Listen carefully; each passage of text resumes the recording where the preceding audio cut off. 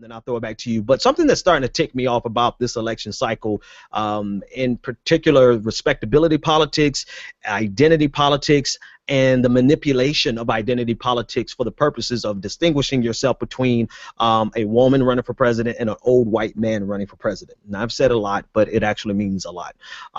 You have the games that are being played right now, and we've talked about it a little bit today, but the games that are being played right now, and I don't care if I wasn't supporting Bernie, if I was a Martin O'Malley supporter, which I'm not, but if I was, this would have pissed me off too, because what we're seeing is this concerted effort by Hillary Clinton's team to manipulate this election through identity politics to play on the fact that Bernie Sanders is a white man and a lot of his supporters are white men, and they're forwarding this conversation about, you know, the Bernie Bros thing is old, but particularly the one that's bothering me right now is the fact that they're trying to minimize Bernie Sanders' contribution to the civil rights movement or his participation or his presence, right? And they're trying to make that a negative as if it's something that, you know, we should disdain because he was a white man and white people can't tell us nothing. And even with Lee Fang from The Intercept, his reporting and his calling out of other reporters, last night he called out Jonathan Capehart and he called out Joy-Ann Reid about their disingenuous reporting on Bernie Sanders' participation in the sit-in Chicago and getting arrested. Lee Fang, Asian descent, he corrected them and demanded that they responded and to apologize. Jonathan Capehart and Joy-Ann Reid. And the games that are being played right now, which are so aggravating to me, are such that you cannot correct a person who has an identity politics perspective. You can't correct a black person. You can't correct a black woman. You can't correct them, you know, regardless of, you can't correct them if you are a white person or if you are not a black person or if you're not a woman. And these are the games that are being played right now that are live and in action on the ground in Nevada right now. You have people trying to manipulate the outcome of this election by playing these political games, this identity politics game, as if a person is above the fray and they cannot be corrected from a white person if they are a black person, or you cannot be corrected from a man if you are a woman. And this is a type of thing that I think is going to backfire the most on Hillary Clinton, and I don't think they realize what they're doing to themselves. They are playing identity politics so poorly that and they're doing it so manipulatively that they're making people immune to its effect, and they're making people turn to someone like Donald Trump, who is just going to say whatever the hell he wants to say, doesn't care how it comes out. And so you have used and played this card so many times that now it has no effect whatsoever, and people are rather turned off by it instead of seeing any value in it, all for the sake of distinguishing themselves from Bernie Sanders. It's like a scorched earth policy just to win the next caucus, the next primary. And so my question to you guys, the audience, and I don't want to get everyone in the conversation because just because it's Saturday, everybody joins in. 857-600-0518. Tweet me at the BPD show. Comment in the chat room. We have people listening to your chats so that you can join. My question for you is, at what point will America stop being manipulated by, there's good identity politics and then there's bad identity politics. And what Hillary Clinton is doing right now is bad identity politics for the sake of manipulation, for the sake of trying to distinguish herself from Bernie Sanders. And if somebody tweeted it this morning, I believe it was, I can't think of who it was, but the game that's being played is identity politics and then arguing from the right of Bernie Sanders. Identity politics arguing from the right. You get people like Clyburn, who gets on and says that there's no free lunch. Well, nobody can criticize him because he's a black man in South Carolina, but you know what? I will criticize him because he's arguing from the right of Bernie Sanders. He's arguing from the right of Barack Obama and from the right of the old Bill Clinton. And then you get John Lewis, who says something. There's no free education. There's no free water, and then we don't want to start giving people the idea that they can get something free in America. It's a bad. And now what? We can't criticize him because he's a black man and because he was a part of the civil rights movement? No, he's wrong, and he is extremely wrong, and he's wrong from the right. He's wrong from a Republican perspective, but yet nobody white can criticize him because he's a black man. Nobody white can. So you know what? If they can't do it, I'll do it. John Lewis has lost his damn mind. James Clyburn has lost his mind. Jonathan Capehart, if he ever had any integrity, he has lost that integrity. Joy-Ann Reid, as much as I used to love her, at this point, I can't really say that anymore because they have all lost their minds and they're manipulating this from an identity perspective to the detriment of progressivism. I'm done.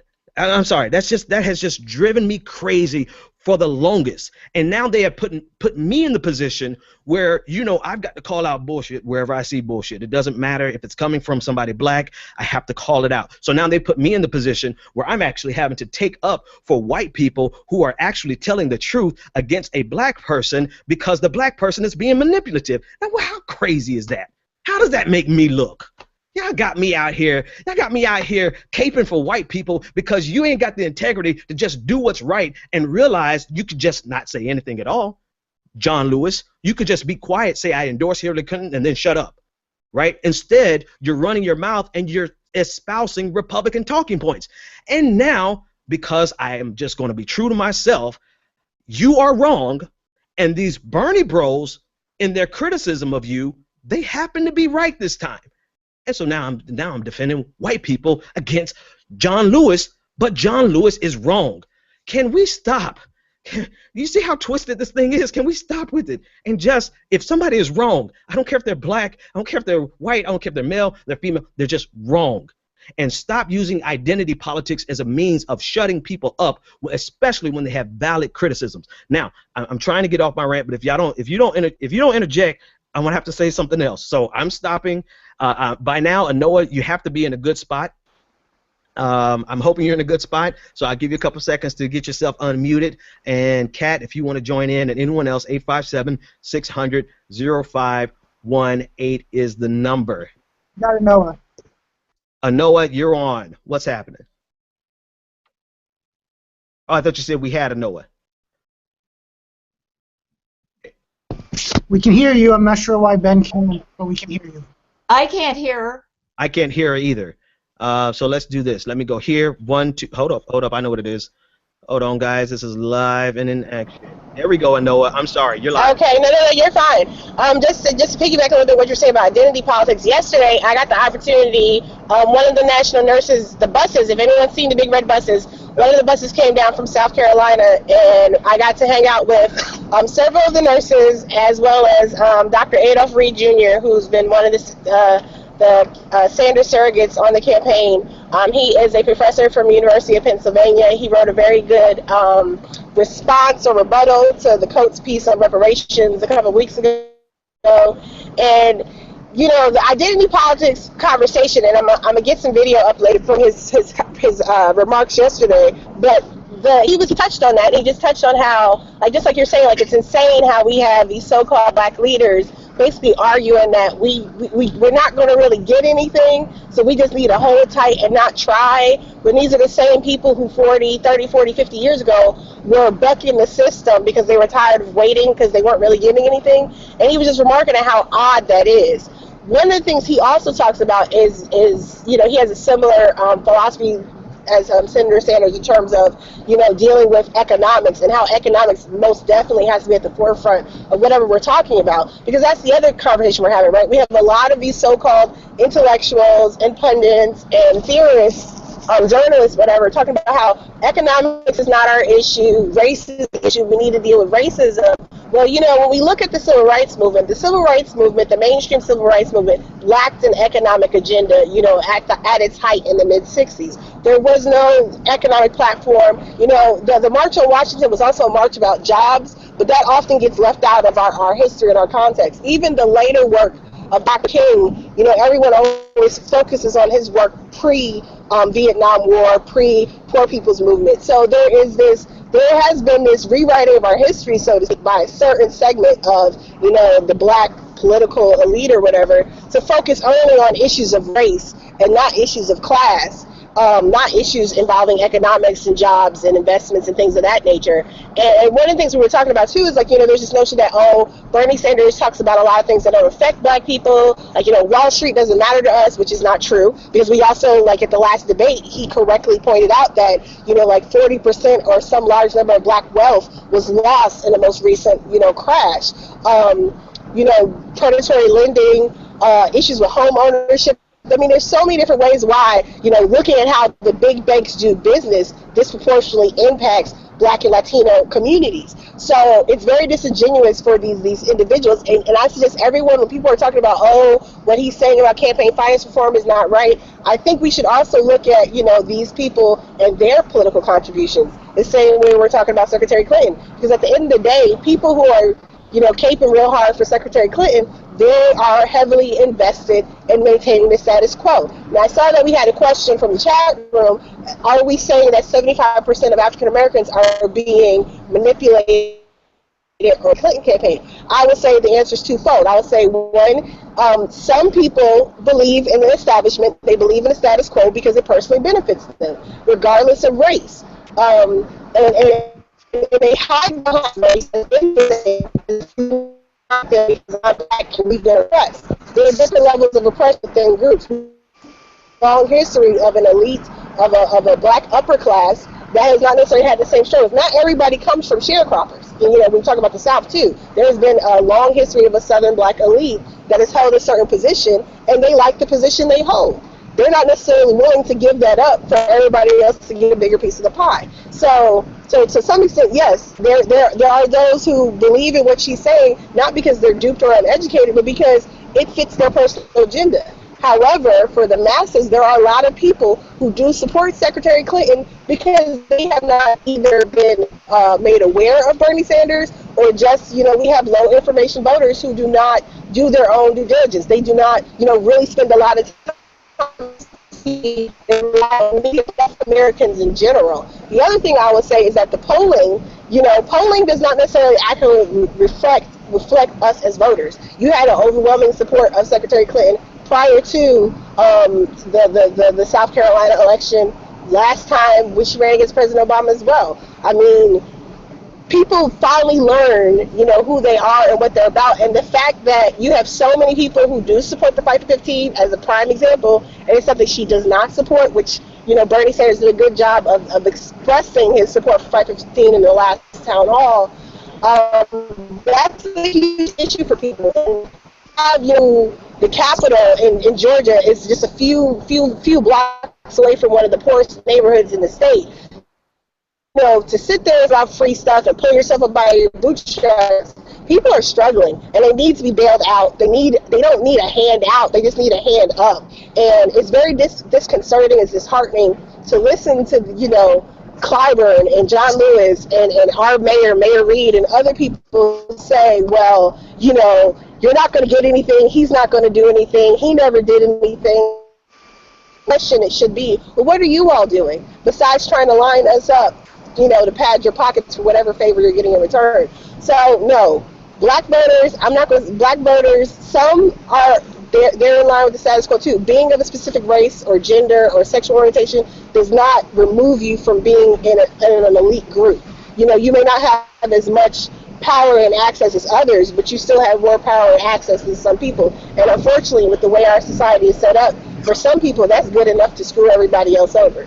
So I just find it very interesting when we talk about identity politics, they know exactly what they're doing, and that is going to get some people. However, I had a very encouraging meeting last night with members of the CWA local here in Atlanta, as well as representatives from the APWU, which is the American Postal Worker Union that endorsed Senator Sanders, along with the national nurses. And there are a lot of people who are rolling out, getting ready to canvass. You know, people are on the ground in South Carolina canvassing. And when people learn and hear about the platform, you know, it's great that, you know, Senator Sanders also does have that civil rights background. And I think John Lewis's statements, just to kind of wrap it up, John Lewis's statements about I didn't see him, so basically as if, like, if John Lewis didn't see him, you didn't exist. There was a really great op-ed someone wrote about their grandmother's participation and how just because John Lewis didn't see her or didn't know her doesn't mean that what she did and her contribution wasn't still valid. And there are so many people whose names are not in history books, whose names we do not know, whose stories we don't know for various reasons, who most definitely made a contribution in their communities during that time and still do. So just because we don't see them on TV, just because they don't have a comic book, John Lewis has his own graphic novel or comic book or whatever, you know, just because they don't have that stuff doesn't mean that their contribution wasn't important. So I do want to caution people, though, about using, now we do have a confirmation from a Chicago Tribune archive of a picture actually showing Bernie Sanders arrested during the August incident that we've heard about. I do want to caution people from, like, you know, as if that's somehow proof. Like, it backs up what we already knew, and it is good information to have, but you need to also, if you're going to be engaging voters of color in particular, you need to make sure that you yourself are well versed with the actual plans and policies, voting record, etc. You need to be able to discuss what is going on now. So like with the college funding, you need to be able to understand that he does have a plan for HBCUs as well, that public college, making college affordable, making college free at the public college level, actually does benefit 51% of HBCUs. And for those that are private HBCUs, there's money that has been pledged to help with those HBCUs as well. Like, that's a factoid that matters to a lot of people, particularly those coming out of HBCUs, that people who are trying to reach out to voters of color should actually know. You know, so the civil rights stuff is great. You know, I personally kind of back away from it a little bit more, only because we need to, I mean, they try to attack his credibility, and clearly we have evidence. You know, we have evidence that their attack was like crap. But at the same time, the platform, read the racial justice platform and understand the different types of racial justice, racialized violence that he's discussing.